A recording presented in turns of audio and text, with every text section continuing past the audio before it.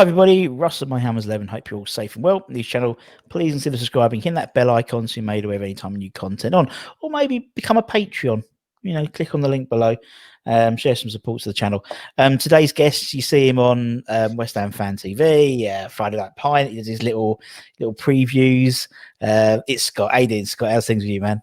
Oh, really good, mate. Really, really good. Busy, but really good. Yeah, Good. I It's can't important complain. to be busy. It's important to be busy at the moment, isn't it? Because if you're not busy, it's not good money-wise, but it's not good mentally, is it? To sort of, particularly, you can't do fuck all anyway at the moment. So that's it. That's the thing. It's for all through lockdown, I was working, so yeah, I'm chatting with the other guys doing a Friday night pint and sort of seeing especially with Nicky, like things that he's gone through, being a bit down in the dumps and trying to cheer him up and stuff like that. It's tough seeing what other people are going through, and I'm sitting here thinking life's pretty normal for me. So I'm quite lucky. I've been lucky all the way through because of working. And then you look at the other end of it. I was never big gang to the pub, things like that. But then when you can't go to the pub, you sort of, I want to go to the pub, Yeah. and that's the thing. It's it's just missing gang football, stuff like that. That's been the real big miss. Watching the games on the telly, it's not the same. Nah. Chatting to your mates when you go there, being around everyone, being in the atmosphere of the ground. I think that's what I've missed quite a bit. Yeah, definitely. I know what you mean. It's like when you're on a diet. I mean, I haven't been on for a while, obviously, but when you're on a diet and you might never want something, I don't know, particular chocolate bar, but then you just see it on the advert and you just crave it. It's like, I hate you bounties, but now I'm craving. You know what I mean? It's like I'll even take a celebration bounty in the box. You know what I mean? But it's one of those things. I know what you mean. It's like you don't want to go to the pub, but now sometimes you can't go. You want to go. It's like that's the child in you, isn't it? It's like you want what you can't have. But I know what you mean.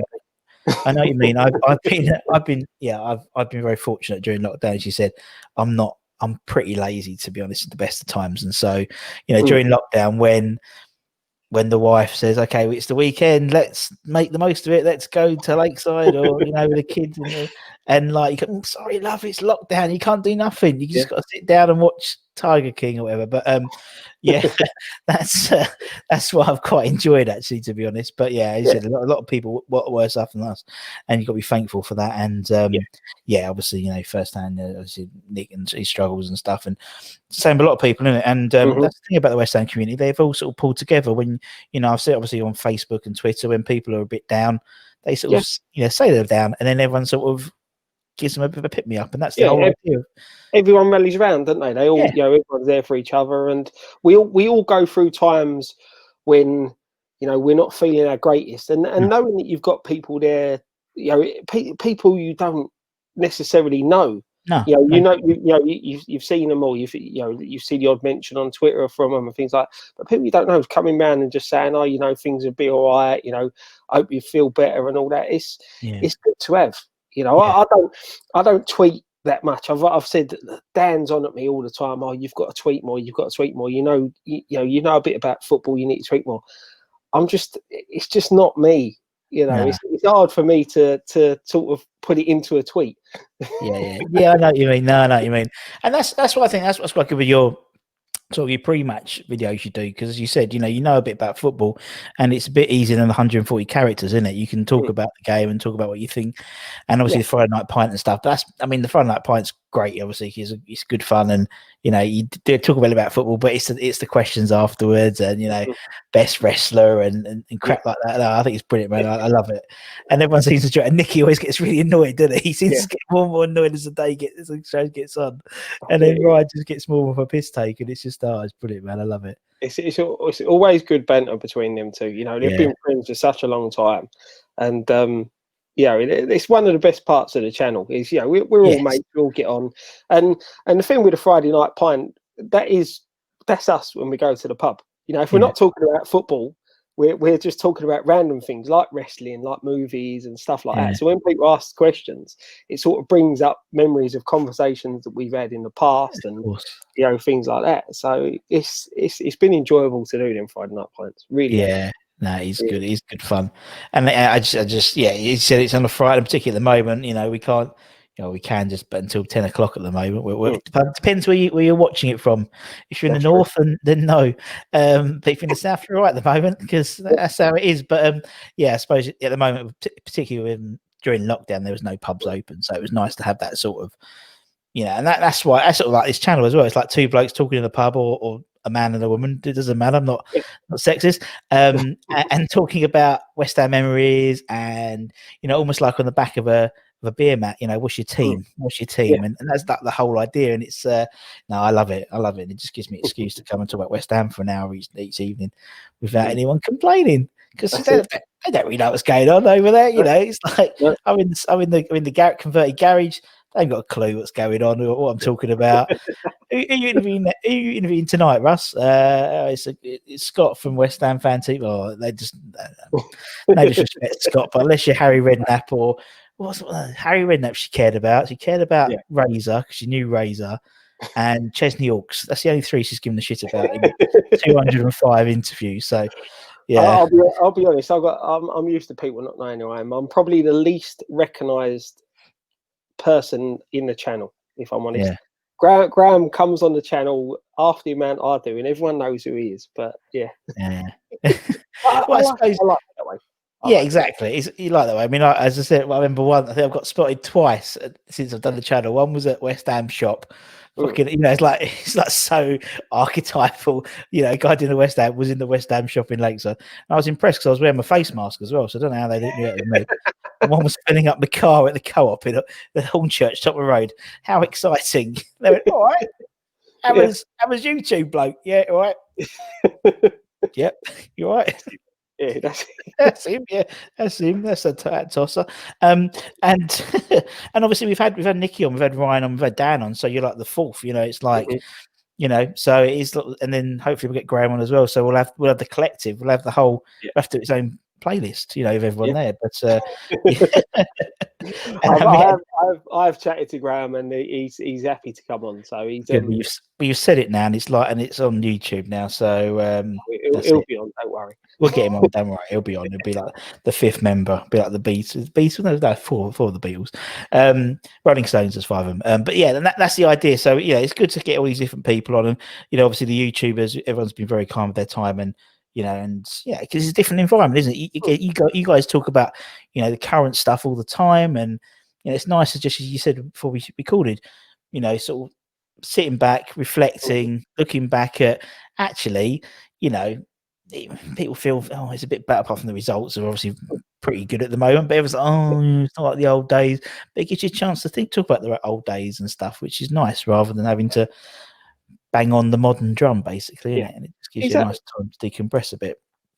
Yeah, that's exactly it. It does. It's just, it brings back certain memories that you forgot, and things like that. And you sit back and as I said, it's really tough to think of your best 11. I found it really, really tough to do, and you sort of remember things, and then you go through the players. I tried to sort of stick mine to people who I've liked through the time that I've watched the game, them and things like that. And there's so many players, and you think, like, what were the ones that stick in your memory the most? What were the ones that you enjoyed watching the most? And that's what I've sort of gone with. There's a couple in there that are more modern, but that's what I've tried to go with the 11. So that's good. Oh, cool. We'll come to that in a tick. The first question I always ask Scott is why are you a West Ham fan? What's your story? I was really late getting into football. My first memory of football was the 1990 World Cup, and I was 10. My dad wasn't a big sports person. My two brothers were massive sports. One was really into cricket, one was really into football, and I sort of got into knowing about football when I was 10. Knew who West Ham were, knew the big players, your Bobby Moores, and players like that. Knew all about them, but I didn't really get properly into football till sort of 93, 94, that sort of period of time. And then I got myself a season ticket, and I had season ticket for a few years. Then I started playing football, so I was playing on a Saturday and Sunday, so couldn't really afford to buy a ticket and not go to the game. So I gave that up. and carried on with the football, but still followed the club and watched on the telly and things like that. So that's the thing for me. I sort of gave up that little period where I had the ticket for that little period and then gave it up. I think I missed out on quite a bit, which I'm now seeing now.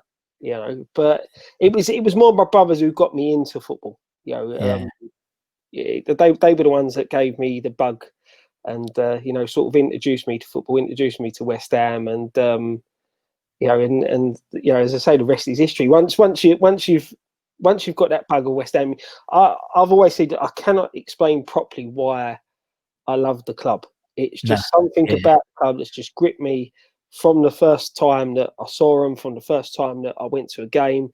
You just get drawn in, you know, and it's really hard to explain, you know, why I love the club. Yeah, it's true. Someone I interviewed, Simon Pentor, who's a QC actually, he likened West Ham to an abusive relationship. And actually, I really agree with him, because it's like, you know, you cook them dinner, you turn up, you know, they come home, you think they're going to be all right tonight, and then they let you down. And then you get up in the morning and you make them breakfast, and you know, and they keep hurting you, but you keep coming back for more. And that is so true, because on paper, you know, obviously we've done, I said, over 200 interviews now, and everyone is so passionate about the club, even when they're a player or they're a fan. And, you know, on paper, we shouldn't have such this passionate group of fans, because we've won fuck all in the last 40 years. We've been relegated twice, you know. There's no, you know, everything else. We've moved house and all that type of stuff. But, you know, we shouldn't be a West Ham. You know, you think they shouldn't have this group. They do.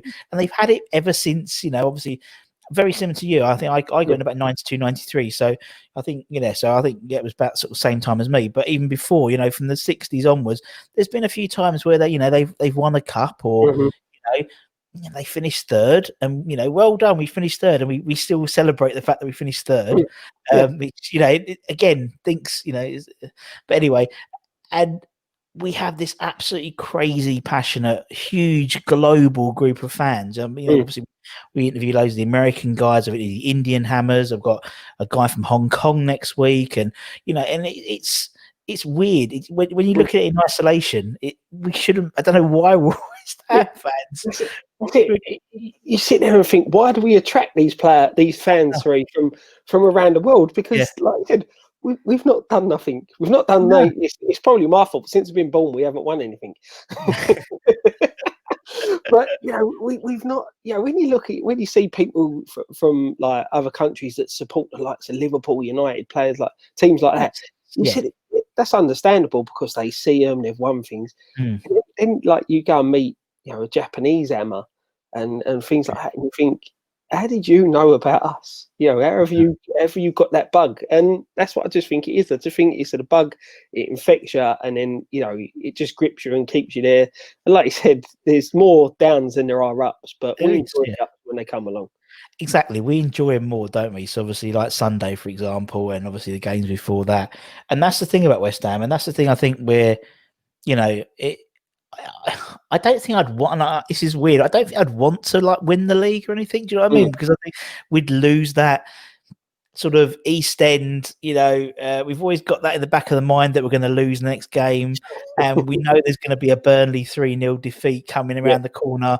And, you know, yes, you know, I mean, you know, we won those 2 games. It's like, okay, but then we're going to lose you know, there's always something. We're always the bearer of gloom, doom and gloom. And it's like, if you say, right, you've won the league, and it's like, well, but I don't know how to cope with that, really, because like then you'll be moaning that we'll put out a weakened team for the Champions League or something like that. You know, it's like there's always something around the corner of us. But exactly. And that's why we have an intense sense of humour. You know, I mean, Christ, I mean, you know, obviously since Sunday, just the sense of humour on Twitter, and you know, all the tweets going around, and all the Tottenham fans, but it's just West Ham, and again, they turn up for 3 or 4 times a season.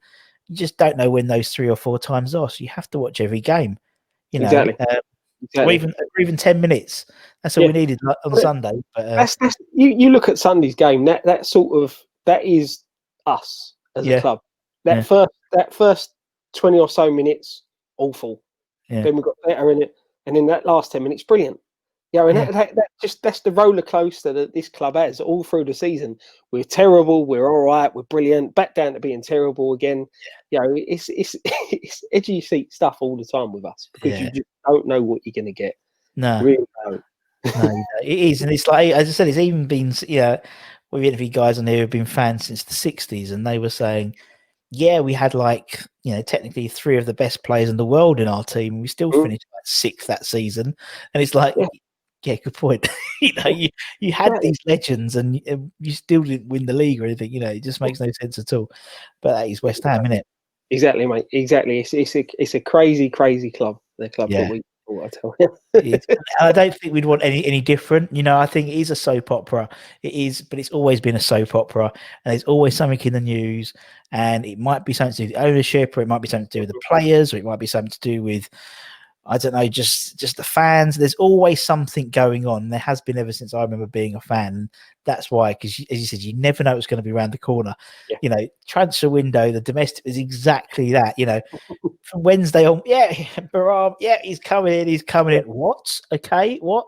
I was literally doing an interview and he got a text, and I was interviewing Jack, mate, and he said, "Oh look, Baram might be off." Like, what? Because everyone's like, literally, it's almost like I got the name printed on the back of my shirt ready, and it's like. Oh, but it's just like last minute thing, but that's West Ham. We don't do anything normally. We never have, we never will, man. Christ, look at like people like Carlos Tevez and people like that. We've always been like that. So, and that's why we love them, because we know there's always something weird happening with West Ham. It's never anything. Even the fucking last game at the Bowling fucked up because that sort of end of that sort of ceremony, and because everyone had kicked off outside. We couldn't do. We had to start with the fireworks. The fireworks were going to be at the end of the gate because the council, we couldn't do it. Billy Bonds didn't turn up, so an empty taxi. And it's like, if it'd gone plain sailing without a problem, that wouldn't have been West Ham. It wouldn't have been West Ham. Exactly. Someone has to fuck up. That's what we do. We always, but we always go roll with the punches. Right, let's go and talk about this 11, Scott. As you said, I know you've been agonising. I don't want to put you in the misery any longer. Make any last-minute transfer changes or whatever. The only rule is you have to be alive to have seen them play. That's it. That's the only rule. Otherwise, we would have all had the same 11s pretty much. Because if it was your ultimate 11, it would have been Bobby and Brooklyn, and just because that's the legends they are. But you and me never saw them play, so exactly. That's what I said. Out of the group of us on West Ham Fan TV, the only one that's seen some of them legends play is Graham, because he's just a little bit older than me, and he got into football a lot younger than I did. So, even though I was around when them, not so much the Moors, but like that's what I say, Bonds, Pearce, like that. I was around. I was born when they were there, but I went into football, so I didn't see them. So, I've not included everybody in this side. I've seen play for the club, so it's that's perfect. It's the fairest way to do it. It is the fairest way, and also it's nice because obviously then it's a football's a generational thing, and so obviously people that I've interviewed in their early 20s, for example, their point of reference is different to our point of reference. I think our point of reference is very similar. I think you're probably born like a year earlier than me and got into football about the same time as me. So your time plays the same as mine.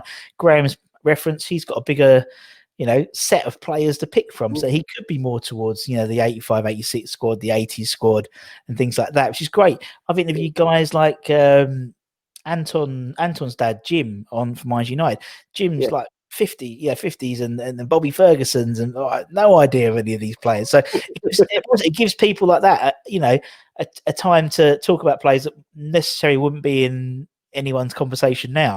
Same as if we was doing our Dream 11, people like Hayden Mullins and people like Pete Butler and stuff like that would have been in the conversation if it was your Dream 11, and they should be, because they were like, Pete Butler was the first player I ever met, so he was like my idol for many years.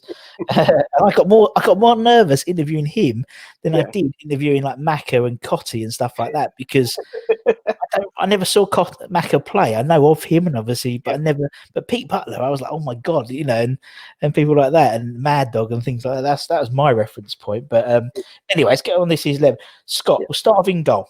Who's going to be in goal for the Scott 11? It's got to be the main man who was in goal when I got into football, and that's Ludo Mikloško. Yeah. Legend. He's an icon, fan favourite. Probably wasn't the best goalkeeper we've had since I've been supporting the club, since I've been into football. But he's the one that will always stick in my memory. He had the odd good games, he had the odd really bad games, but he's just that legend. Standing there singing his song. The game against Manchester United when he was absolutely brilliant, which stopped them winning the league, and the fact that the Blackburn fans gave him a medal, the next season, because obviously that his performance in that game won them the league. After all that, because they obviously lost to, I think, Liverpool, weren't it, last game of that season, and for them to do that, it's odd, but. That's just the things that I remember with Ludo. I said, for the first time first live game I went to actually go and see, I think it was against Norwich, and we drew 3-3, and he was in goal from that. And as I said, my first season ticket was was behind the goal in the Bobby Moore stand, I think it was at the time. I'm trying to, I can't remember what stand was which, but it's bad, isn't it? Yeah, it's terrible. My memory ain't the greatest either, so that's the thing. But seeing him there, he's just one of the ones that's always stuck in my mind. As I said, we've had some really good goalkeepers over the past, 15, 20 years. Yeah. But he is the one for me that sticks in the memory the most. He would be the one that I will never forget going all the way through, because he was the first one that I saw. So he is my favourite. Yeah, and Ludo, I think, looking back, obviously, because you have time to watch old games and stuff. Rob Banks is, bless him, he's doing all this sort of end of season reviews on YouTube, and they keep taking them down. He puts them back up again. Ludo was a typical West Ham player, because he turned up 3 or 4 times a year, and then one would go for his legs, or he'd go out and flap for one. And then do a worldie like that. Man United. I think Man United were after him, if I remember. I think they tried, during his time at West Ham, if I remember correctly. Someone will obviously say if I wasn't, but I'm pretty sure they tried to put a bid in for him before they got Schmeichel in. Probably because he kept on turning it on for every time he played bloody Man United. But I've got a feeling that happened. But he's just like a legend, isn't he? And anyone for a good song is always. The fact that we still sing his song today, which, obviously when we were at football, when you could go to the live games, that was fun. I remember that time. That was a happier time. And they still sing his song, 30 years on from playing for us, something like that, 25 years, mental. That's it. And that's the thing. He's like a modern day legend. When you look at the legends of the past won things. When you look at your Moores and things like that, they won trophies, so that's why they are legends. And modern day legends for us are not so much legends that have won something, but they're legends that are part and parcel of the folklore sort of thing, the history of what sort of our generation of growing up. Yes, that sort of time. He's one of them for me. He's a legend because of that, not because he's won things, not because he was brilliant game after game after game. He's just one of them sort of cult heroes. Yes, exactly. Yeah, he's a cult hero, isn't he? As you said, he hasn't won nothing, but he's a cult hero because as you said, he had games like what's name, for example, like Man United game, I just think it was brilliant, and I think it's just because he was also because when he turned up, obviously we had Phil Parkes before them, day for him, and he was so like a modern goalkeeper. He was like so athletic. He wasn't as domineering as Phil Parkes was physically. He was still a big lad. The fact is Ludo could kick a ball almost the whole length of the pitch. I mean, we had Slates on the other day. We went through one of his goals where Ludo literally lumped it up, and I think Eamon Dolan knocked it off to goal so knocked it off, and then Slates just actually first time volleyed it into Sunderland. I think he scored the goal, and that happens so often with Ludo because he could he just kicked the ball weird as well. He's just a modern, and he came from somewhere no one had heard of, and clearly because they got their geography wrong with the song. That's how he used to introduce himself. I'm Ludo. I don't live near Moscow. That's how he used to introduce himself. It's the only English you could say, bless him. But yeah, no, because technically, I think London's closer to Moscow than it is to his homeland. But yeah, but such is. But then if Ludo, as Tony Gale said, if you Ludo Mikloško, I come from near Prague, it doesn't really work.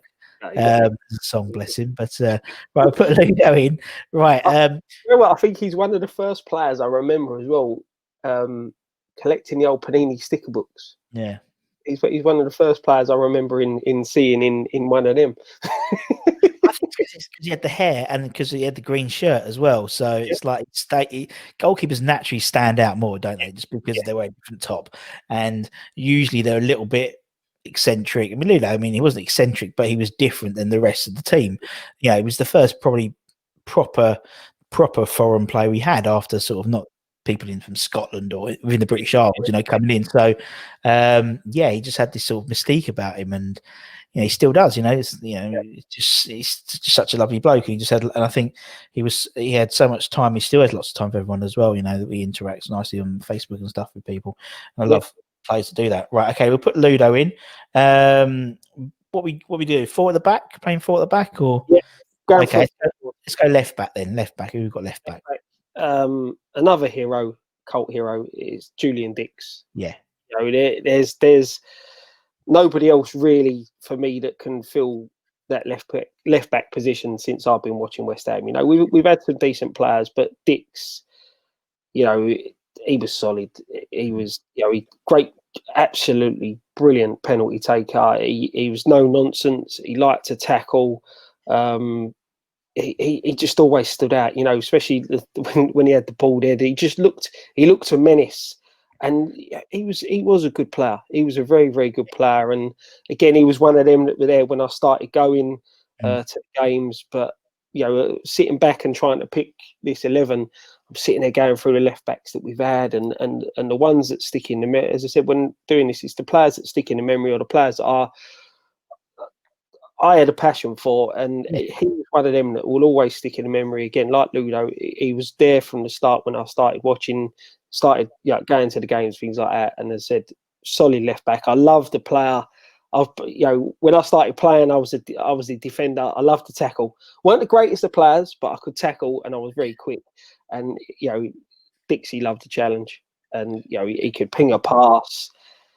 Harry didn't get a lot of England caps, I don't know. Probably timing and the players that were in and around, but he deserved a lot more, I think. He did, yeah. I think he was. I think there's a lot of players who've played for West Ham in modern history, so to speak, who have who've basically just turned up at the wrong time. Do you know what I mean?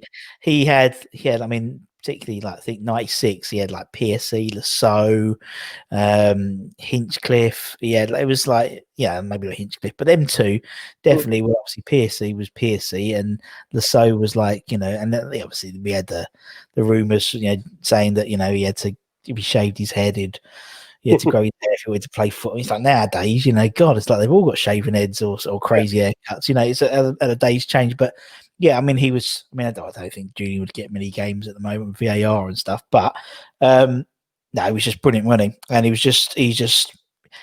was always, if he wasn't man of the match, he was second man of the match. You know what I mean? He'd always put it in. You could never question his talent. You could never question his effort. And he was just like a normal bloke. Do you know what I mean? I think that's he's the type of guy you could easily walk into a Checkers or I don't know, the New Inn. I live in all Chester, and he could be propping up the bar. He wouldn't be, but that type of look about him. He had his short socks around his ankles, and his shirt. Obviously, loads of parents used to hate him because he used to rip a shirt. His shirt. They all had ripped shirts. I think Ryan had a ripped shirt. I think he did because of his with Julian. And he was just a man, wasn't he? He sticks in one of my biggest memories of West Ham. And one game, when you talk about the atmospheres of the games and stuff like that, one of the best atmospheres I remember was the game. I can't remember what year it was, when we were 2-0 down to Manchester United. And Bilić who come off the bench and scored, and then Dixie put it away the last minute equaliser. you know, from the penalty spot, I think it was. Well, I know it's I think it was last minute, but he got the equaliser from the penalty spot, and that for me was one of the best atmospheres. That moment, you know, because it was down the end. I was sitting in, I was behind the goal, and I just remember one of the guys sitting behind me. Everyone's, you know, he scored it. Everyone's jumped up, and this bloke's just gone flying over the top. And I think I was about row 7, and he was so obviously row 8. And he's ended up at row 1, you know, and everyone just went absolutely mental. And that was you know, one of the best moments and one of the best atmospheres I was involved in. Because you know, where I only had that short period where I had my season ticket and gave it up to go and play football, you know, that was one of the things. So I've not got a lot of memories of great atmospheres, but that was one of the best ones. Yeah, it's like, could you imagine if we had fans there on Sunday? Do you know what I mean? It's like everyone's like, you know, as I said, I live in Hornchurch. I think I probably heard like everybody's watching it on their box down the road. You could hear this collecting. You know, you see the videos.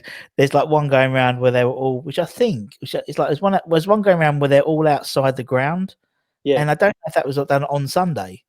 all right. No one said if that's done on Sunday or not, whether it was like a coming out of the game. Yeah, you know, because it looked like it was a bit weird because they were outside the ground. But yeah, no, it's it'll be mental. But as you said, you've got those, and that's those memories that stick in your mind, don't you? And there's certain games which people go, oh, that was it. And obviously that Man United game, and when June just hit that penalty, and I mean, you could have had 2 Schmeichels in, and it wouldn't have saved it. He was so determined to score it. Class man. And I just think it's brilliant. And you know, and just like, you know, the fact that, you know, he's, you know, I'm great that him and Slav are obviously back in the Premier League. And you know, I hope, you know, I don't know how the fixture's going to pan out, but it'd be great to, you know, have the fans back in, because you know he's still a legend, and so is Slav, really, you know, in terms of that. So yeah, and he became a dad again, didn't he, over the summer? Yeah. 52, became a dad again, bless him. But that's what you need, don't you? That's what you need when you're plotting Premier League survival. Is no sleep. That's what you need. No sleep from a newborn. But hey, bless him. Lisa will be watching. She always watches anyway. So yeah, she'll probably be giggling to herself. Probably watching it about 3 o'clock in the morning when she's doing the baby feed.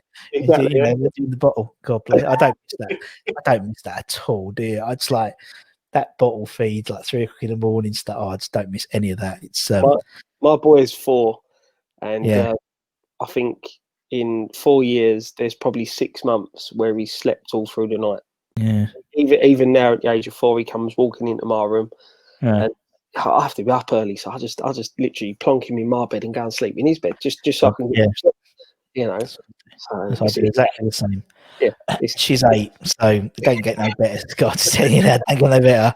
Like, it's like doing this thing now. I'll go back and they'll both be in bed in my bed, and I'll just literally go. And things like contend with the dog now. Like the dog's decided it wants to sleep upstairs now, and like, but she'll be like, oh.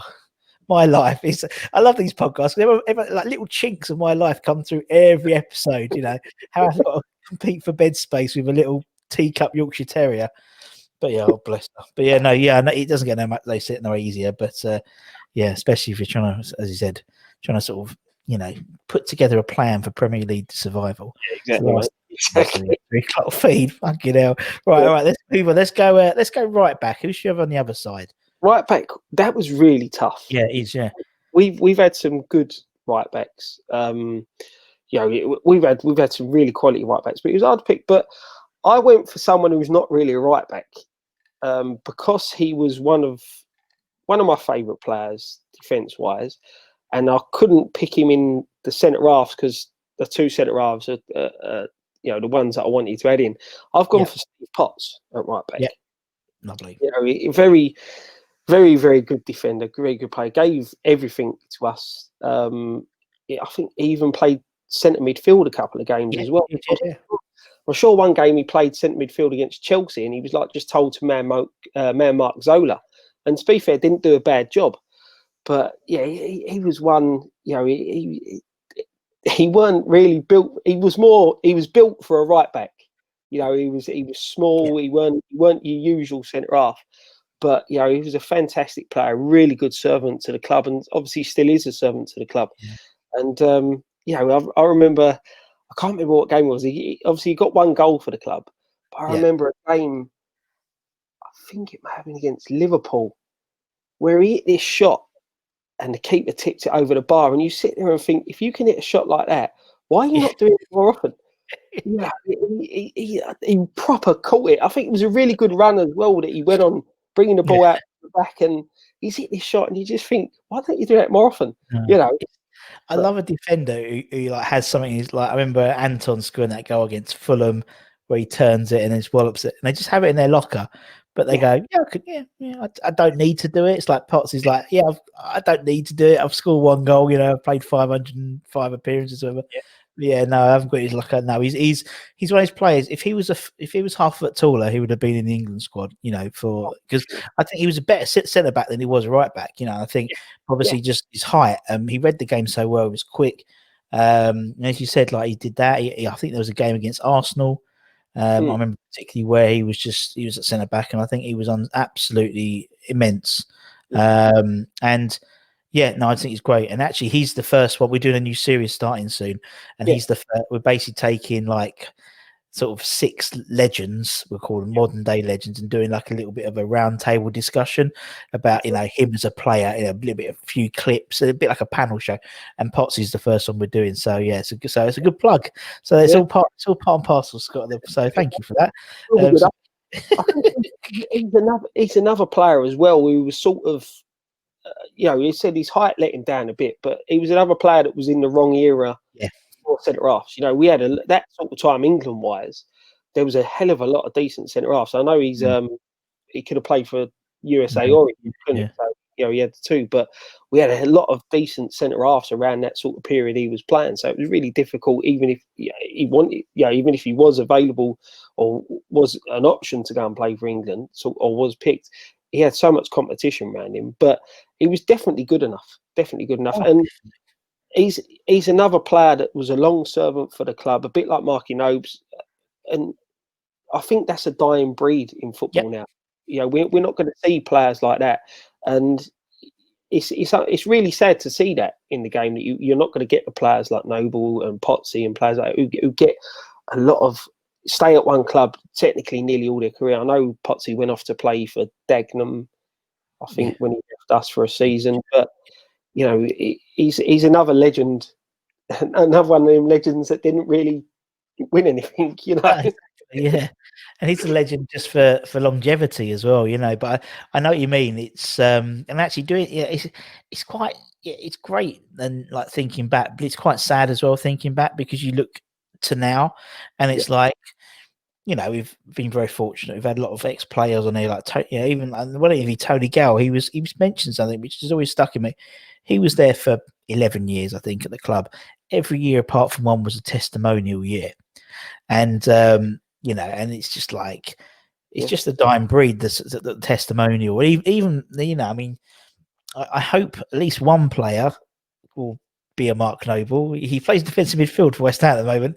He's just played over 100 Premier League games. But you know, but that's it. You know, a lot of players, you know, if you get 2-3 seasons out of them now, you've done well. It's just the way the modern day works now, unfortunately. But yeah, it's a shame, because I think, you know, you lose that connection between the player and the fans, because you know, you always know that, you know, he's going to probably leave soon, particularly if they're a good academy player, you know. And that's always been the case with West Ham, you know, even like the Joes and that like, you know, even Glenn Johnson's, you know, they play and they're really good at great. When's he going? How can we keep him for, rather than how can we build it? It's like it's always been, how long have we got him for? And unfortunately, that's how we're thinking about with Deck. You know, it's not a case of if, but when he goes. But you know, with the people like Potsy and Julian, I mean, Ludo was there. Ludo seemed to be in goal forever. You know, you think about it, he was like, and then after he'd left, we'd had like, if I remember, we had like loads of, like we had Bernard Lama, we literally had a spate of like loan keepers. We couldn't get, you know, another Ludo, for a long time. And then even then, I mean, the procession we had, Davy James and Rob Green and Peter, and obviously Fabianski and people like that, and Xhaka as well. Yeah, I mean, they weren't at the same length of career as Ludo was, or Parksy, and and they're great players, but you just get them for 2-3 years. And I think that's why some people forget that. Oh yeah, shit, he played for us, didn't he? Yeah, he did, but. It's like he didn't do, and he played like 80 games, or like fucking like Payet and people like that, and they've only played this season half, and and the impact they make. But yeah, I mean, someone like Potsy just needs to be revered, and the fact that he's in the under 23s, still around the club, is great. Yeah, it's very good to see. I must admit, I do the same with Noble when Noble retires. He is another player who deserves, and I think Ginger Collins as well. Definitely. He'd been with us, and I know it was over 2 spells, but the fact they didn't give him a testimonial, I thought was quite disappointing. He deserved it. He is, he gave everything for us, and I think he did deserve a testimonial. And I noticed in his Instagram post, he did say that he wants to put the claret and blue shirt on one more time and say goodbye. So now you've put it like in the mass suit social media. That's a quick win, isn't it? That's a quick win. For the minute, just to get him on the pitch, when everyone's back. That is a bit of a quick win. That's an open goal to get that sorted in it, and you'd say yes anyway. But no, I know what you mean. It's just but sentiment. It used to. I think it's just, again, it's indicative of modern football. Sentiment's out the window now. You know what I mean? So it's like, I mean, even before. I mean, Billy Bond. I think Billy Bond 699.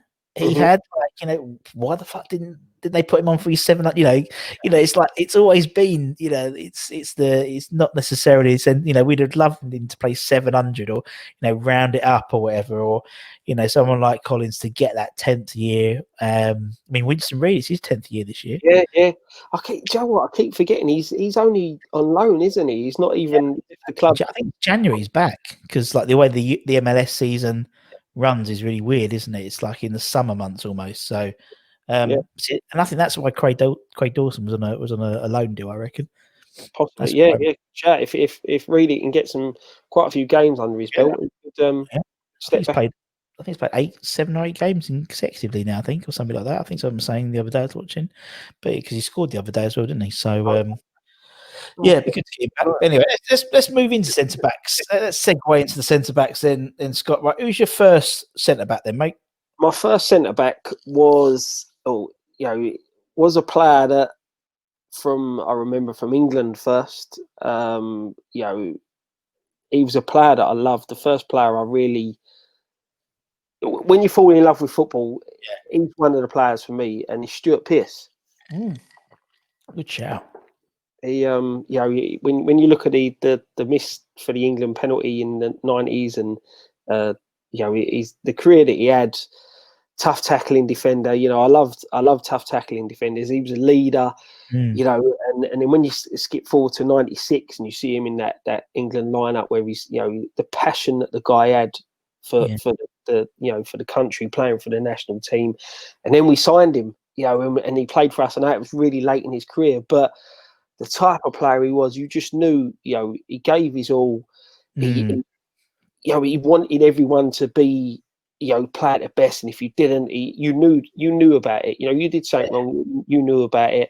And the fact that he broke his leg during a game, went in at half time with a broken leg, he carried on playing, went in at half time, and then wanted to come back out and play, and then it was stopped because, like, no, you can't, you've got broken legs. Got one leg, It just shows, again, you don't see that with modern day footballers. No, they break a nail. Yeah, exactly. And dying breed, and Pearcey was one of them. That's what I just loved. I loved his passion. I loved the whole aura of the man as a defender. And he was brilliant. He was brilliant for his career. And lucky for me, we got him, but not.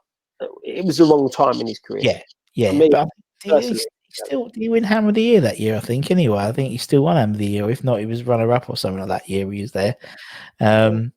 And I don't think it's a coincidence that, until Sunday, defensively we've been a lot more secure than we have been in previous seasons, previous games. And I don't think it's, any small part to him getting back into the coaching setup, just because it would scare me into staying in position.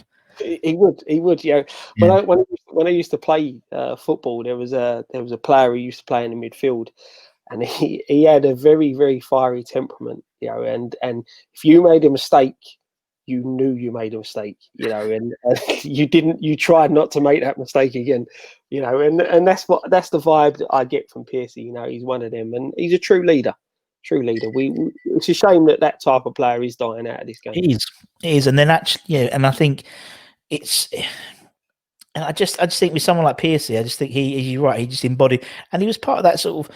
We had like a bit of a conveyor belt, didn't we, at that time, where he had like basically last season wonders. We had Pearce, then we had Nigel Winterburn and people like that, and Chris Powell, and I just think it was, you could get away with it then, because I just think that the game wasn't as fast as it now. Obviously, we had Zabaleta, and he was like very much in that ilk, and just got completely shown up last season when he played. Just because the pace of the wingers and stuff nowadays. But I just think he was part of that sort of that whole era, wasn't it, where we had these sort of seasoned professionals come in for maybe a season or two. We had like Righty. Obviously, we had Teddy come in a bit later on, and we had even like Rob Lee, Razor, just coming in just to do a season, 2 seasons, knew what they wanted. There's no bedding in period. They could just hit the ground running, and off they went. And as you said, it'd be nice to have someone with Pearce's passion in terms of more than one, because obviously we've got a couple in our team, but obviously the more Stuart Pearces you have in terms of mentality, the better, I think, for us. Right, exactly. Okay, we'll put Stuart as one. Who's going to be the other centre-back then? The other one is a guy that I enjoyed watching play as a centre half. Slaven Bilić. He's been. People raise eyebrows when I say he's my favourite player. When he come to the club, I just thought he was really cool. A really decent centre back. Good with the ball at his feet. Very, very intelligent person. He's sort of one of the first players that I sort of looked into off the field. The fact that I think he's a qualified lawyer and he's in a band. I just thought, even though I was in sort of late teens that time, he was really cool. He was a cool guy, a cool defender, and he just sort of had a very calming influence. And I remember when he was playing for us, obviously you had the thing when he, going to Everton and all that, and that's why a lot of people probably sort of go against him because of that. But he had a partnership at the back with Reaper. When Ferdinand come through into the side, when Ferdinand started coming in, he was there for that. And I think Ferdinand learnt a lot from Bilić. Definitely. Because of the type of player that Bilić was. And, you can see him being even when he was a player, that type of person that would pull a youngster to the side and say, you've done this, try doing it this way, sort of thing. Because he was that smart and that good, and it was great for him to come back as manager. It was gutting, the way he left, and I hope he's successful at West Brom. I don't want him to beat us, obviously, but he was just such a nice bloke, and I just thought he was cool. It's quite sad. You're right, and he came around that time of, sort of Britpop and stuff like that as well, really. So he was sort of like, he was a really trendy. As you said, he like played the guitar. He just was like, he's Eastern European. He's living, he dressed a bit funk differently, and I know exactly what you mean, because obviously when he came as a manager, he was still really cool. He still looked cool, because he had the glasses.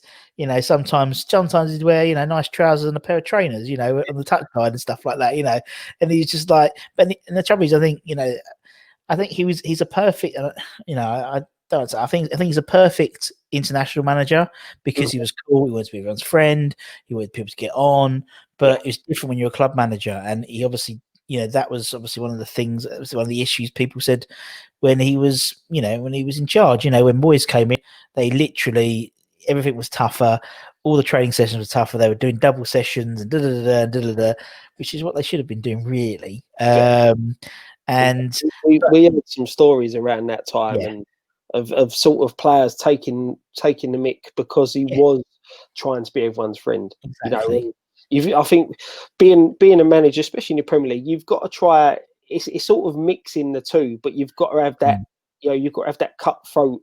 That's the limit. You don't push that limit. And I think he didn't really have that with us. And hopefully he goes on to learn that in his game, because I think internationally wise, he is more of an international manager than he is a club manager, because you can get away with that internationally. You just can't, in our league anyway. You've got to be able to mix it up a bit, and he just didn't seem to have that. No, definitely. But I mean, he was the best manager. For that last season, it was because the team were playing well as well, and he had and sort of the father-son relationship with Payet, and it was the right person, the right time. And unfortunately, because the team were playing well, they played well, as a collectively as a season. But I totally agree. I think when you're an international manager, you've picked the best players in the league in your country, so you shouldn't have to teach them anything. It should just be like team bonding, isn't it? Really, it's not what you're going to teach.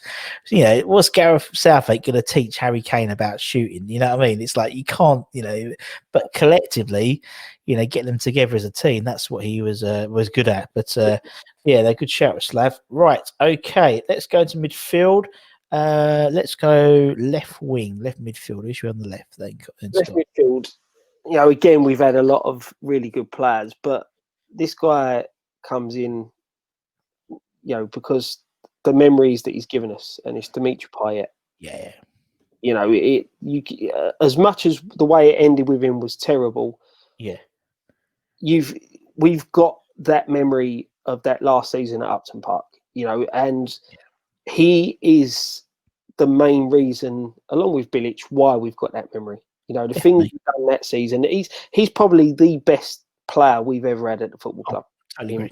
I know other people say, "Oh, you got the Caneos players like that," but I just think Payet, he was just that different level, and that is it for me. It's the memories of that last season that we were lucky to see. We were lucky to be there for, especially that last game. And I'll always be thankful for that. Because that is modern day memories for us. We weren't privileged enough to see the cup final wins or anything like that, and it's nights like what we saw at the very last game, and I still say now, if refereeing decisions had gone our way, possibly we could have done a Leicester. Possibly. Well, we definitely would have been Champions League, definitely, and that's the West Ham way. It's always the ifs, isn't it, with us? It's never the whens, it's the ifs. And so it is if this happened, if Payet hadn't got a knock and spent a couple of games, it's like, and if that. But I mean, that season, just it never happens at West Ham where the stars align. As you said, everything fucks up somehow. There's always a little fuck up, and for once we had like one of the best players in the world playing for us, which will probably never happen again in our lifetime. Maybe. But it's quite depressing to think of that. But it might not be he might never have a player of his ilk. 13th. He won in 13th from the Ballon d'Or that season or something like that. Star of the Euros. And he played for West Ham. Do you know what I mean? He didn't play for Real Madrid or Man United or Arsenal or Juventus. He played for West Ham, and this little podgy French bloke, just who to be honest, before we signed him, we'd heard about this. You could see him on the charts. He was like the top, chances creator in Europe, but he wasn't in the French team. No one had really heard of him until he came to West Ham, and we put him on the map for that. And it never happens. It never happens that we buy a player who plays his best years at West Ham. Very, very rarely. It's always, as you said, the bookends. So we either get Stuart Pearce's or Jeremy Ngakia's. We never get, Payet was that, and I mean, he's done all right since he's gone back to Ligue 1, but it's not really putting up trees. No, exactly. That season, he was like that season half. He was just one of the best players in the Premier League, and it was an honour to watch him play in a West Ham shirt. Exactly. That's why I had to put him in. We've had really good left-sided players, but he's, as I said, he's the best. And that season, if you sit there and ask me to remember my first season that I remember West Ham, I don't remember all of it. I probably remember 80-90% of that season, if I'm honest. you know, and that's partly because of him. Yeah, no, totally. And he just gave. It was like Bilić. It was the perfect signing in that season. It worked. Everything just worked. He was like, we love a flair player. We love a flamboyant player. We love a player who can play the West Ham way, and he was it. And he did it more than anyone else I've ever seen, because it was every game he was like that. I remember that Southend friendly, he joined it and it was like straight away. Didn't no fucking about, no sort of like, adjusting to the game. Then the Arsenal game, he was doing Rabonas. He's doing all the tricks from the first game. And fingers crossed, Ben Rama does the same. Let's hope so. Let's hope so.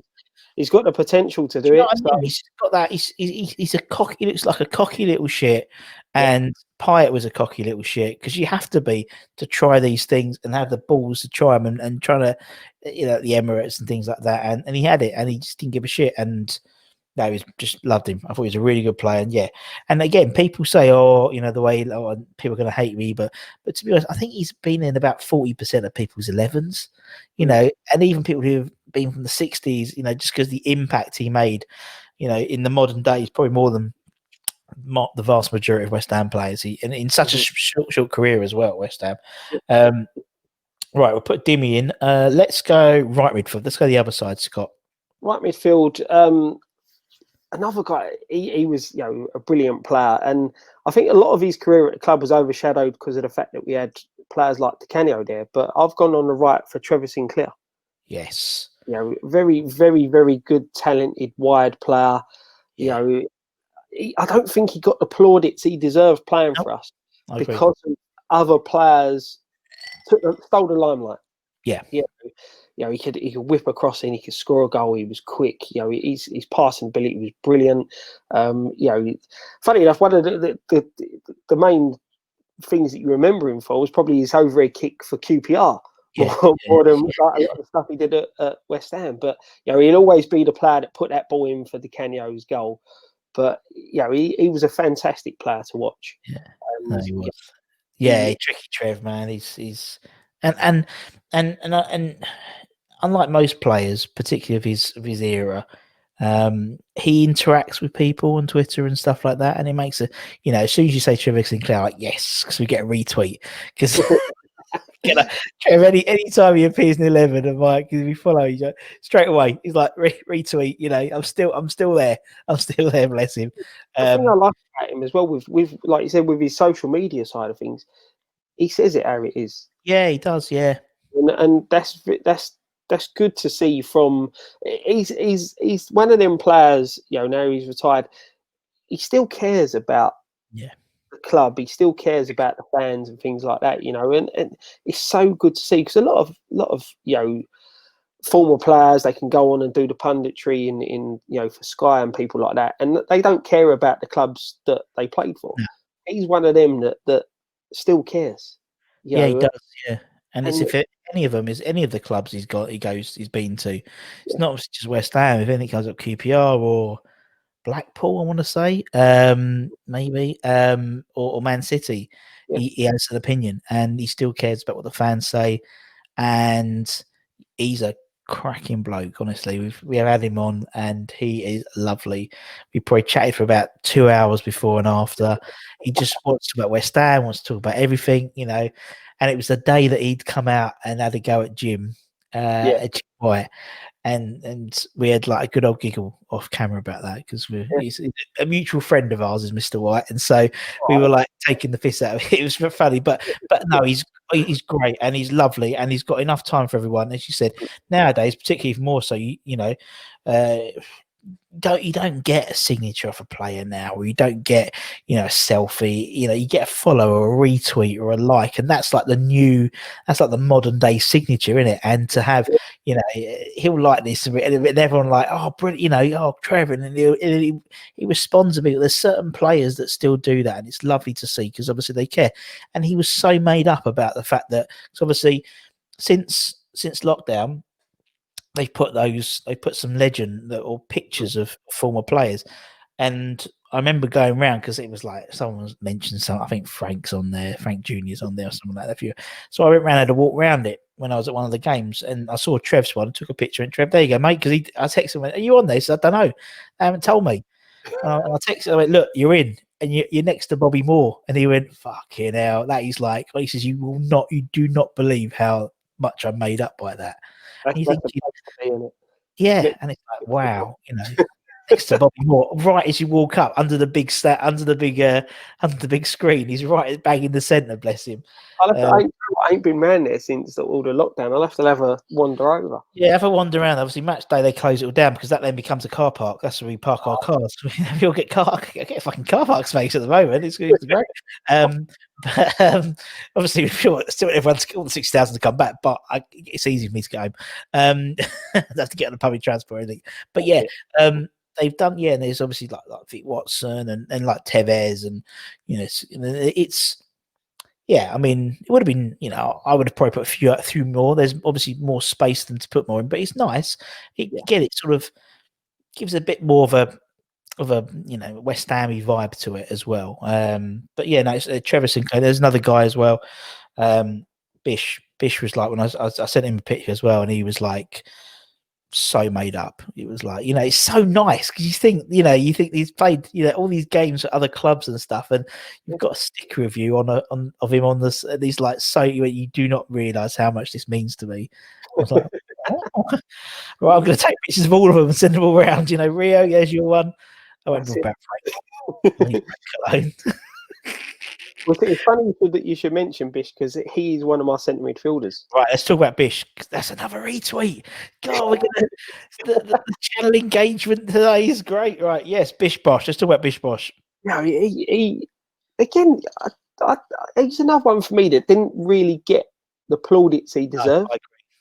No, I agree. His range of passing was brilliant. He could, probably one of the better long passes of the ball I've seen at the club.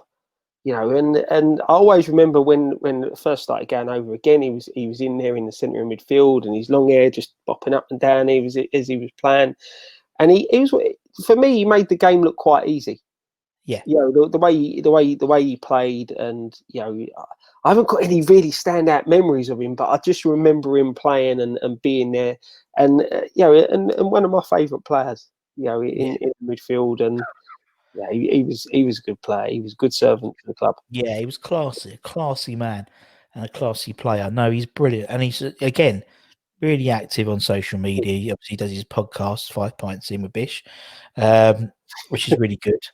And we've had him on, and he's brilliant. And yeah, and that sort of generation of player is just like, that's my era. And so, like, listen to his stories, and you think nowadays, you get. I mean, obviously not pre-COVID, but you'll get like, if a kid's gone to a party or whatever, it'll be all on the telly and all the news, and fucking hell, the stuff Bish and that lot did. They openly told me the interviews and stuff. You're like, Jesus, it's like, how would you get away with that now? And when we had Razor, and he got like banned from. He got 2 mile. He got arrested at a Christmas party in Romford, and he got a 2 mile exclusion zone from Romford Town Centre, which means he couldn't train at Chadwell Heath. Do you know what I mean? It's like today, if that was like, and again, that's something which again really narks me about the modern day game. Modern day games, like 90s compared to like the 2020 or 30 years ago. But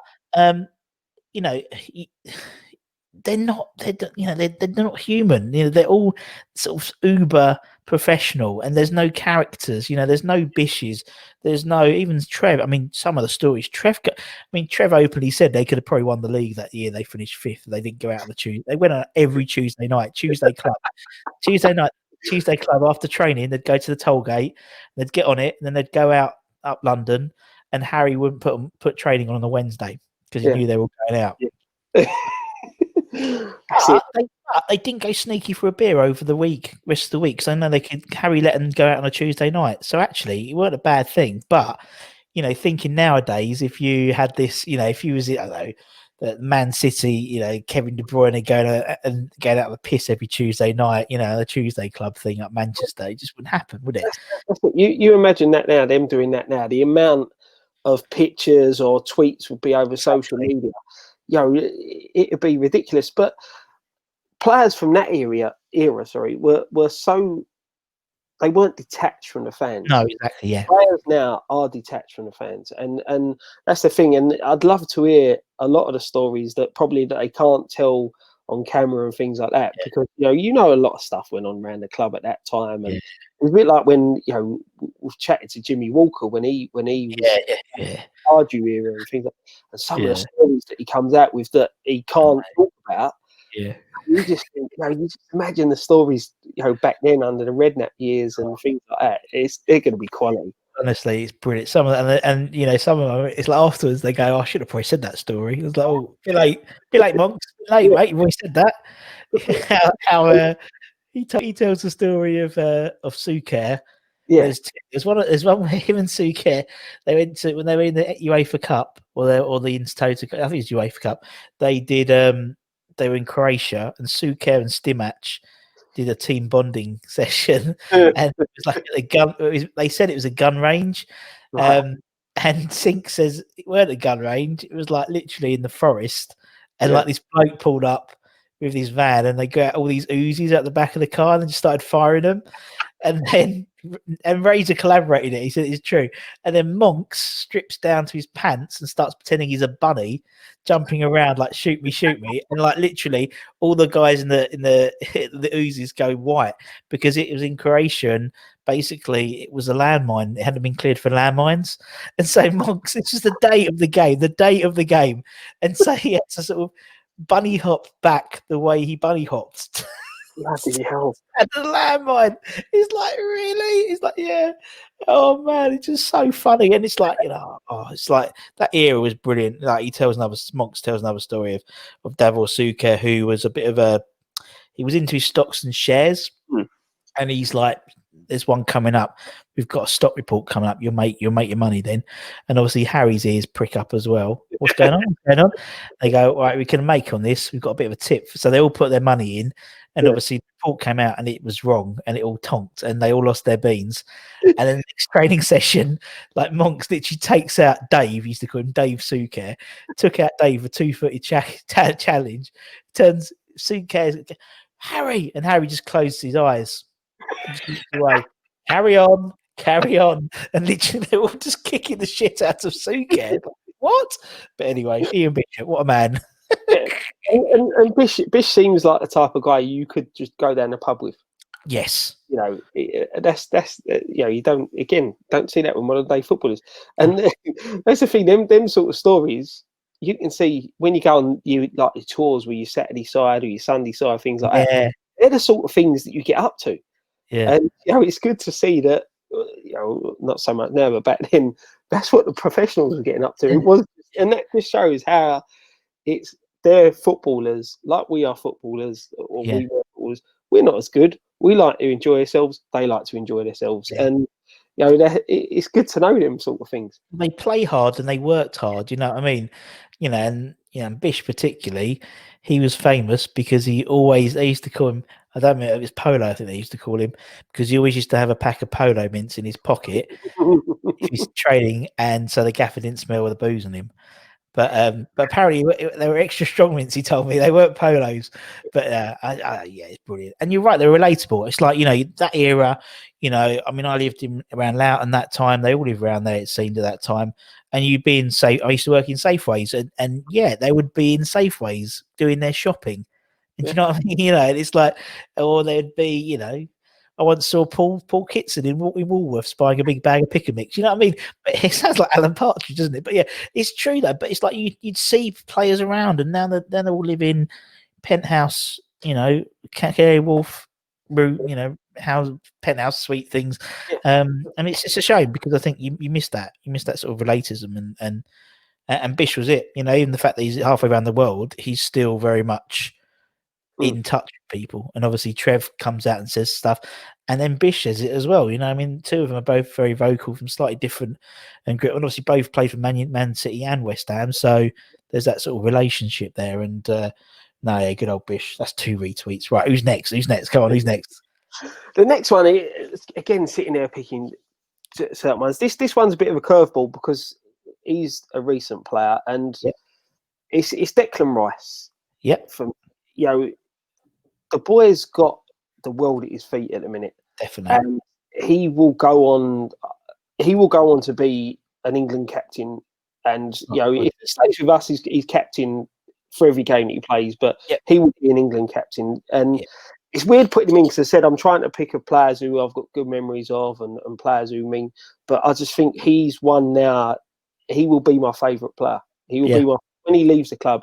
He'll be my favourite England player because the way the boy handles himself. You see him with a meet when he's being interviewed. He's still got that youngster about him, but he just handles himself so well, and he's turning into such a brilliant player. Yeah. His reading of the game, his positioning sense. All right, the first 20 minutes of the game against Spurs wasn't that great, and someone said to me, he looks scared of Kane, but I just think that's just that learning process of a youngster. And we still forget he's only 21 years old. Yeah, and he's slowly becoming one of my favourite players, and that's why I had to put him in my list because I said he's got the future at his feet, and I hope he's going to have a massive career, and I just hope he does it all the way through with us. Yeah, no, me too. And actually, I think with him, I've got these claret tinted glasses on about him because I just think he although he's I don't think he's the brightest spot, bless him, but he's very switched on in social media, and he knows he's not silly. He knows basically, Mark, when he plays a 6, we give him a 7. You know what I mean? It's always a little bit more, and he's obviously been under. He's had Mark Noble with him ever since he joined West Ham. Really, he was 14. He joined, and I just think he knows that he could be a massive fish at West Ham in a small pond. At Chelsea, he's one of the, and again, it's something that winds me up because if he goes to Chelsea, I think England will lose one of the best midfield players in the world at the moment. I can't think of anyone who plays his possession better than him in the world. I really don't, because I just think he's such an unusual player. I remember seeing him because obviously we used to when we go back, we will do the under-23 games at the ground, and obviously I watch him, and I've seen him. He was head and shoulder. He was playing centre back at the time, but he was head and shoulders just because that leadership quality, which you mentioned about Stuart Pearce, he's got it. And when Mark Noble was like, when he's out of the team, there's no even question that it's going to be Declan Rice is going to be the captain. The guy's only 21. You know what I mean? And it's like, but still, there's no question about Mark's out. Okay, Dec's captain. Yeah. It's like, okay, he's 21, but he said he's played over 100 Premier League games for us now. Exactly. Yeah, and you think the other players within the squad that have been captains before, Bonner, Criswell, players like that. Yeah, it's just the fact that, as I said, he's got that presence about him now. He's got that, his maturity for the young age that he is, and I just hope we can keep hold of him for as long as possible. But realistically, we know he's not going to stay. But I'm with you. I said this when people were saying, "Oh, he's going to go Chelsea." He will benefit more from staying with us, than going somewhere else. He's better sticking with us this season, definitely. Hopefully next season he does. It obviously depends where the ambition of our club at that point. But he will benefit from playing games. And sometimes you think, all right, well, if he goes and plays for the likes of Chelsea and they're winning most weeks, I feel that players learn more about themselves and more about the game when they lose. I like it. Yeah, I like that, Scott. He'll learn fucking loads playing for West Ham, to be honest. But I think you learn more of the game. I know playing with better players and things like that, you learn from that. But I just think sometimes being in a side that's not brilliant week in, week out, and you've got to fight at times to get a result and stuff like that, I think he will learn more. And I think that's why he's matured so much within the game and the way he is, because he's learning, because he's in that relegation dogfight, and you've not got one of the world's best players playing next to you. You know, you've got a decent player playing there, and you've got to cover this position. You've got to do that. I just feel that he will learn more for the game and mature even more. And you know, being a realist, he won't be here much longer. I mean, it's one of those things. It's funny, isn't it? It's like we vilify people like Scott Parker for leaving, you know, but literally we are literally walking Deck out the door at the moment. Everyone's like, oh, if he goes, wish him well. I wish him well. He's like, you know, but I think with Deck, I think you're right. And I think actually since Souček's got on the scene, I think Deck as a player has improved dramatically because he doesn't have to rely, you know, something obviously, you know, no disrespect to Mark, but obviously Mark's at the end of his career. And I think for that couple of seasons, Deck was doing two people's jobs. He was trying to clear out with Mark and he was trying to do his own job. With Souček, you've got very much two very similar players, box to box. They can one goes forward, one hangs back. You know, there's no surprise that Deck did that mazy run against Leicester, and there's no surprise that Souček's always in the box going for headers because they've got a really good relationship with one another. And I just think, and you know, he's got to be a better captain than England captain fucking Kane. I mean, you've probably watched the Amazon Prime, you know, come on, guys, let's go on. You know, it's hardly that inspirational, isn't it? It's like, God, you know what I mean? Well, I had this thing with Ryan over like with Kane being captain, and Ryan, he's not that type of captain. No. You know, he's more of an arm around the shoulder type of captain, and I think you saw that when Deck got called up to the England squad for the first time. That Kane was the one that met him, and that's good to see. And that's something that you can see Deck taking on board. The captain of England come out. He's the one that's met me at the door to bring me in. You know, and you can see that Deck being the future England captain, even though I think he's more of a leader than what Kane is. Yeah, I agree. On the pitch, he can take that aspect of what Kane does as a captain and add that to what he does. You know, and he's that type of footballer you think would learn that. You know, and it's true. You know, that's what we've got to open and said. I mean, watching stay at West Ham. It's quite simple. Just stay at West Ham because it's like you'd end up being playing centre back if you go Chelsea, and I just think you'd be wasted. The only team I was surprised. I just think he would fit quite nice into City because they as a sort of a replacement for Fernandinho because they haven't got a replacement. Rodri's not the right person for them, and I just think he would fit in there quite nicely, unfortunately. But I mean, particularly with Mark because obviously Mark, they did a thing like a little series about new players coming into the club and what they do, and Mark said, you know, I'm the first one. I get the number and I phone them up and they join the WhatsApp group and and it's the same thing. You could just see Deck just doing that quite easily, you know, rinse and repeat, and hopefully we'll see. Football's a funny old game, Scott, in it, so we don't know what's going to happen next day, let alone next week. But he's not one. But what I like about Deck is he's not one of those people. He's not a Payet. He's not going to throw his toys out if Chelsea came in with a 30 million bid and we tell him to fuck off because he knows his worth. He's not silly, and he clearly is enjoying playing at West Ham because he's so young. He's not media trained. You can tell because he's as you said, his interviews are so enthusiastic and doesn't talk about the party line. It's always like he's just buzzing. You know, I'm buzzing, mate. I'm buzzing. You can't fake that.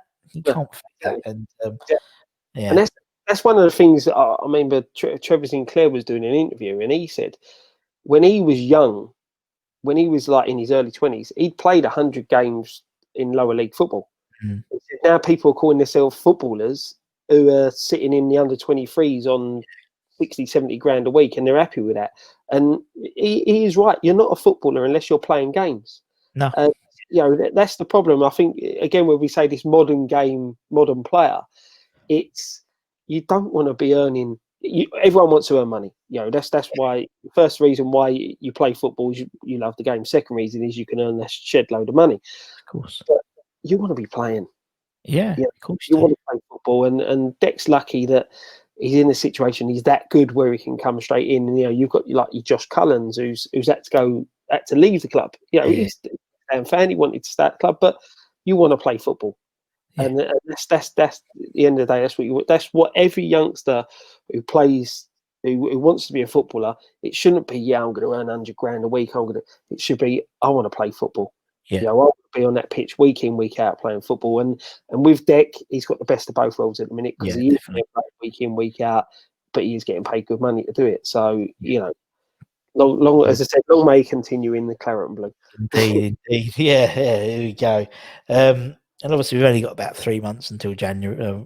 3 months till January. So, about 6 weeks or something like that. 6-7 weeks before it opens again. Ridiculous. That. Right. Okay.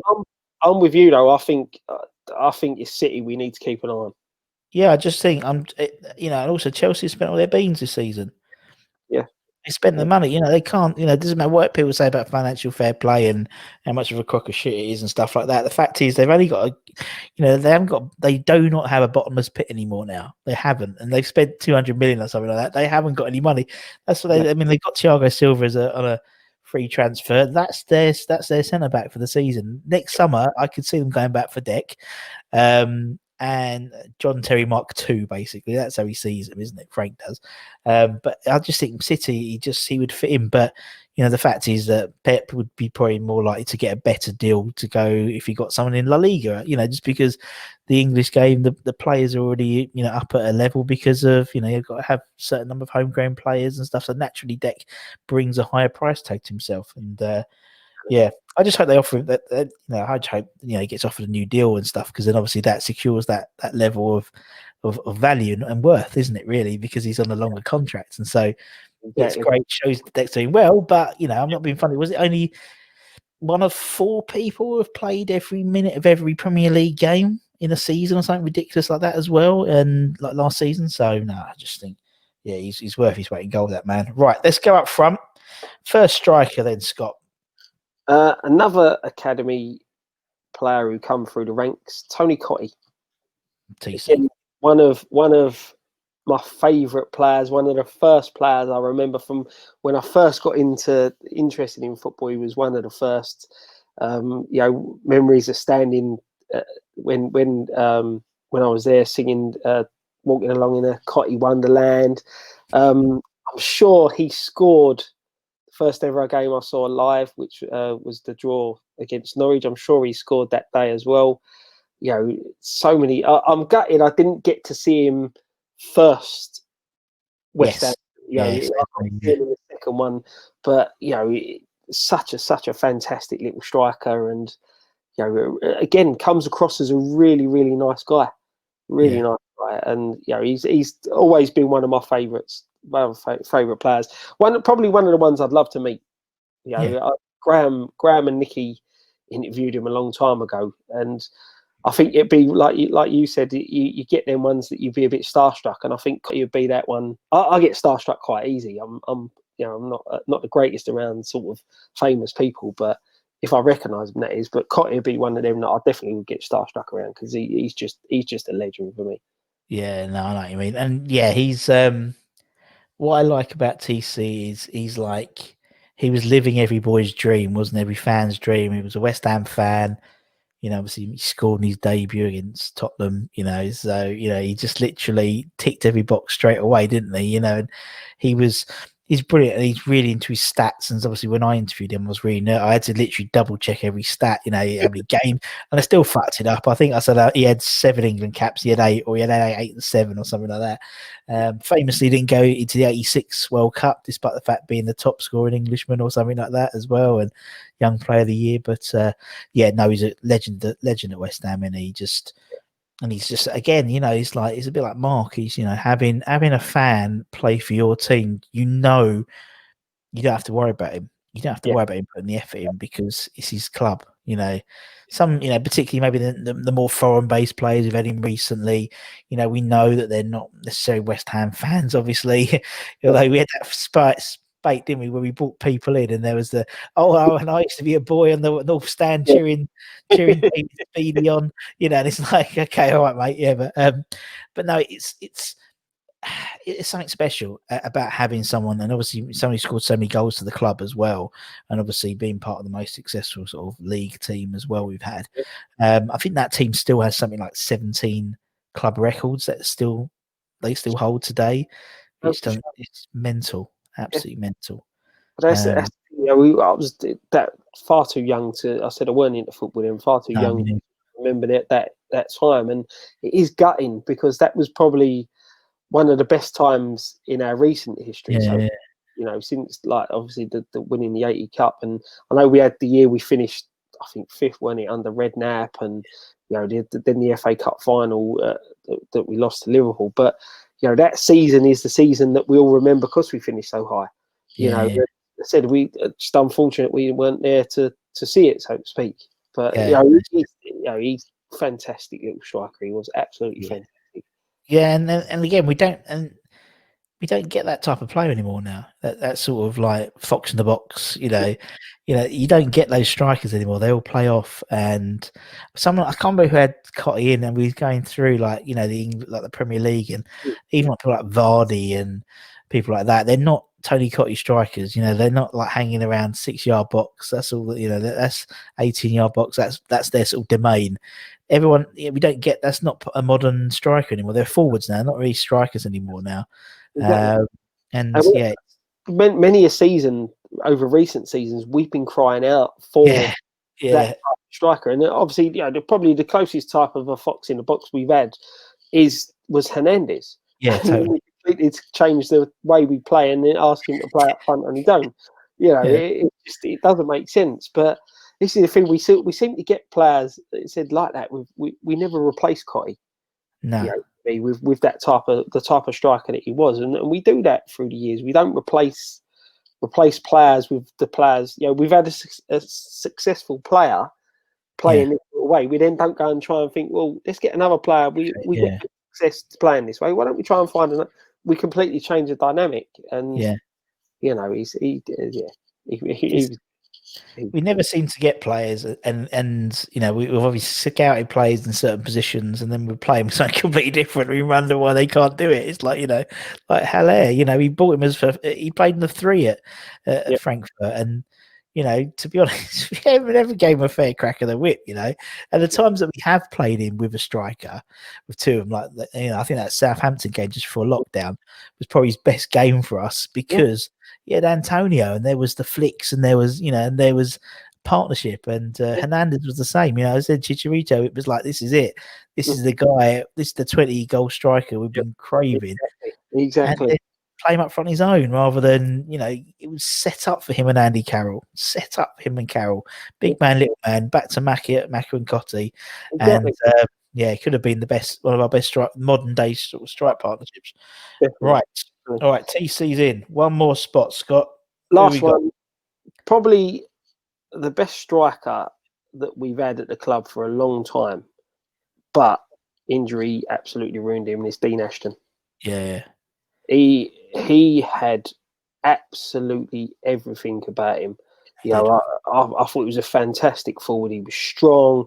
His movement was brilliant, and he knew where the goal was. And such a shame the way it all ended for him. One of the biggest memories I've got of him was that game against Manchester United, where we got Tevez, who I was toying with putting in because I absolutely love Tevez. Yeah, and he'd scored a belter for United, and then Ashton goes and out muscles Rio Ferdinand, the best English centre back, and scores that goal. And he's another player. He had the world at his feet. And it just ended too early, and I just think he was the next Alan Shearer for England, and we would have benefited even more than what we did if we kept him fit. And said I loved him as a player and the way he was, and you saw in the Noble testimonial, he still got it. Still got his locker, isn't he? Yeah. So he was. I had to put him in because we've had some good strikers. Yeah, we have. I could have put in. I said I love Tevez as a player, but Ashton for me was my favourite all-round type of striker. Yeah. And that's why I had to slot him in there. You're right. He was the ultimate striker. I just think you're right. He had everything in his locker. He said out muscled Rio, and then he does a bicycle kick. It's like that just shows you the old. And I think you're right. We would have benefited in England and West Ham. I don't know how long he'd been at West Ham, to be perfectly honest. He would have probably gone to Man United because he'd been partnering Rooney for England as well, wouldn't he? And so, but you never know. And he was just brilliant. And I was so excited when we signed him, just because, You know, again, he was like what we needed. We needed that sort of central striker. He could play and he had enough pace to beat a man. He was skillful enough. He could head. He could score with both feet. He could outmuscle people. And it's a shame. Even now, if Sean Wright-Phillips comes on the telly, I still can't watch it. It's really weird. You know, it was like, and it's such a West Ham thing for the smallest player who played for England or whatever to nobble our star striker. That was it. It's mad. It's just, you know, just some stupid tackle in playing.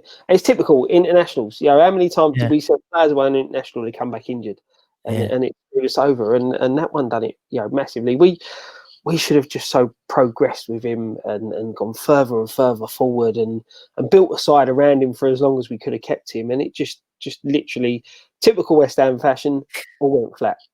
And also, again, we talk about partnerships, and you know, he was, you know, him and Bellamy really. I mean, that was going to be the partnership, wasn't it? And they would have been an absolute cracking part. They would have been probably our best partnership. They would have been since, you know, the two since Cottee and McAvenny. And again, just such a shame. And it's just such a West Ham thing, as you said. You know, we want players to play for England. We want players to better themselves and to get there, and then, you know, you actually shit yourself until they come back. It was like with Deck, you know, when he was every time it was England, he's all right, he's not playing. You know, when he comes on, you sort of watch the telly, it's like, don't get hurt, please don't get hurt.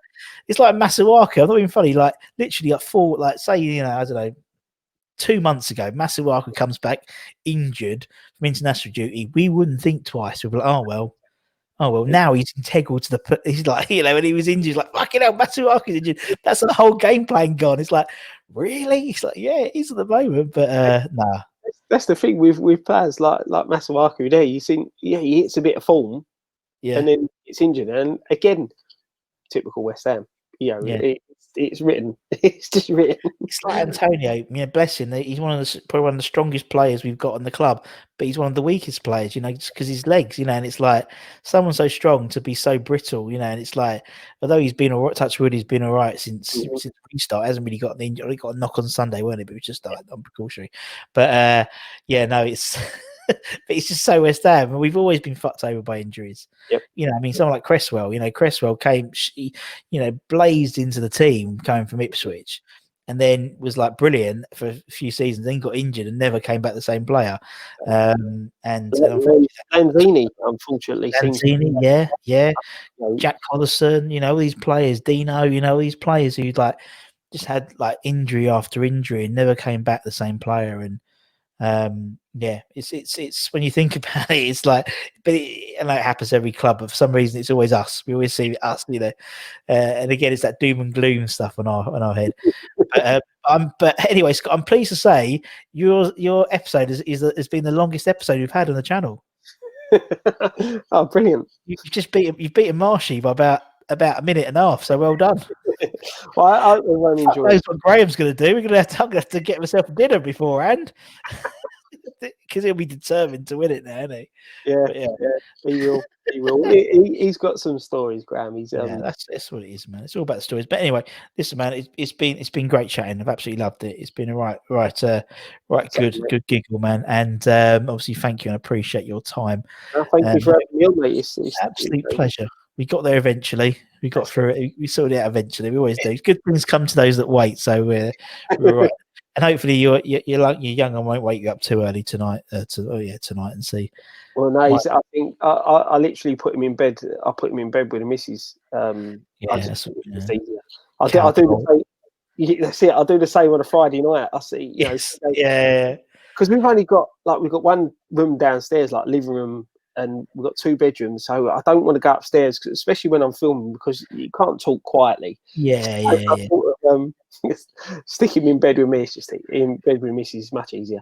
Yeah, just easier. Bit of cowpole and they're all right. But yeah, that's it. Like, when you get up, that's the thing. He's only 4. When you get to old 6+, cowpole 6+, that's when it all counts, mate. That's when it all counts. But yeah. Yeah, so she'll be coughing and spluttering all night anyway, so it doesn't matter. Anyway, cheers, man. Obviously, thanks everyone for watching. On YouTube, or they'll be listening on Spotify or iPods. Do people say have iPods? Apple Podcast. I'm in podcasts or Alexa, play My Hammers 11. That'll fuck some people up. And next time, for myself and Scott, take care, everyone. Stay safe. Come on, you irons, and we'll see you very. Take care, everyone.